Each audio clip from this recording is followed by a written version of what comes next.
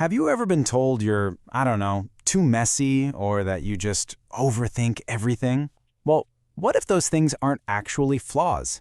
Today, we're going to look at this really fascinating idea that some of our most common bad habits might actually be signs of a brilliant mind at work. So let's just get right into it, right? Are the habits that you get grief for, or maybe the ones you even beat yourself up about, are they really flaws? Or could they be features? A core part of how your amazing brain is actually wired? Let's find out. Okay, first up, the messy genius. You know the one, right? The cluttered desk? We all have this image in our heads. Piles of paper, pens scattered everywhere, and we usually think, wow, what a disorganized mind. But what if that mess is actually hiding a secret? Yeah, so the common view is pretty simple. We see a messy desk and our brains just jump to disorganized, maybe even lazy. But what's so interesting is that for highly intelligent people, this clutter often points to something completely different. It's a really powerful mental process called selective organization. So what on earth is selective organization? Well, it's basically your brain's way of prioritizing. It makes an active choice to spend its very limited energy on the big stuff.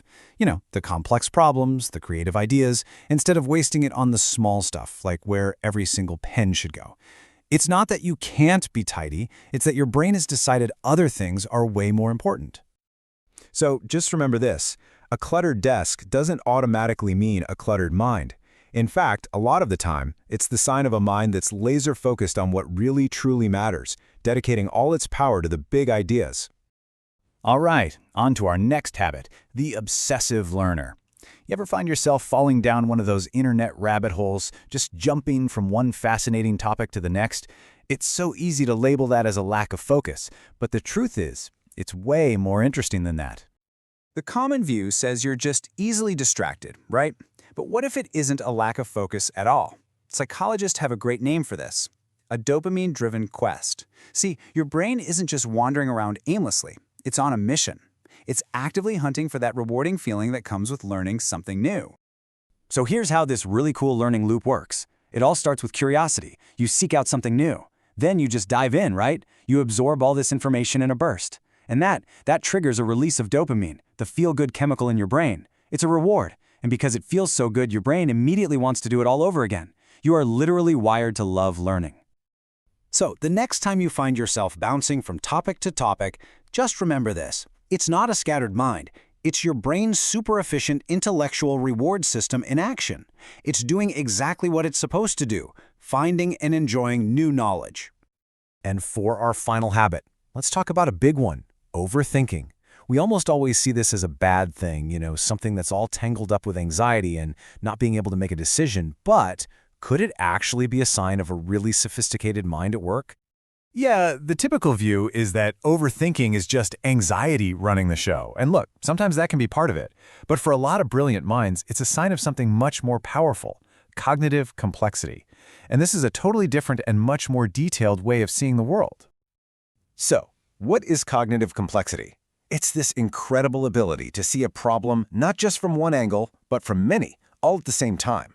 When you're facing a choice, you don't just see one path. Nope, you see a dozen. You're analyzing all the possible outcomes, weighing the tiny details, and exploring all these nuances that most people might not even see. You can think of it like this. Your brain is a kind of supercomputer, and it's running dozens of simulations of the future before you commit to just one action. It's not just worrying, it's strategizing. It's a deep analytical process that's designed to find the absolute best path forward.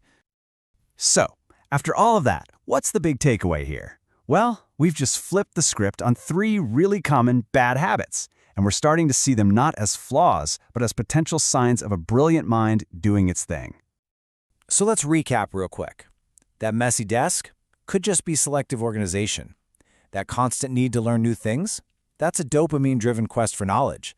And that habit of overthinking everything? That might just be your powerful tool of cognitive complexity. See what I mean? These aren't flaws, they're features. And that leaves us with one final, pretty powerful question to think about. We've only looked at 3 habits today. So what other flaws in your own life might actually be your greatest strengths in disguise?